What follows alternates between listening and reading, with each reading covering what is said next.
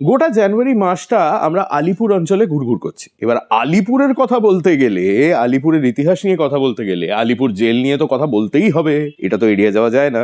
আমি কিন্তু বহু বছর ধরে জেলটাকে এই রকম ভাবে দেখেই অভ্যস্ত। এটা ছিল আলিপুর জেলের পুরনো চেহারা, মিউজিয়াম হয়ে যাওয়ার আগে। কিন্তু আলিপুর জেলটা 1906 সালে তৈরি, তার আগে জেলটা কোথায় ছিল? আমি আপনাকে এর আগেও একটা ভিডিওতে এটা বলেছি, আপনাকে ইনফ্যাক্ট জায়গাটা দেখাই। এটা হচ্ছে 1800s এর একটা ম্যাপ, যেটা তৈরি করেছিলেন কর্নেল সিমস বলে একজন। এখানে আপনি দেখতে পাচ্ছেন, দেখুন সেন্ট পলস ক্যাথিড্রাল রয়েছে।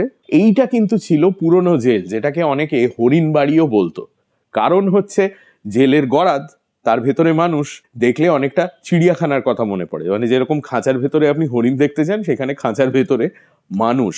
এই জেলে একসময় ছিলেন বিখ্যাত journalist James Hicky, Hicky's Bengal gazette, যার শুরু করা। Eventually in the early 1900s decision নেওয়া হয় যে এই জেলটা শিফট করা হবে, এবং তখন আলিপুরের এই জেল তৈরি হয় 1906 সালে। পুরনো যে জেলটা ছিল তার জায়গায় এখন রয়েছে ভিক্টোরিয়া মেমোরিয়াল।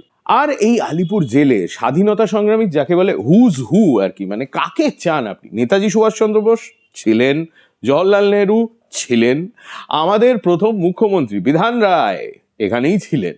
যদি আপনার এখনো অবধি আলিপুর জেল, যেটা এখন হয়ে গেছে মিউজিয়াম, না যাওয়া হয়ে থাকে, তাহলে প্লিজ যান, ঘুরে আসুন।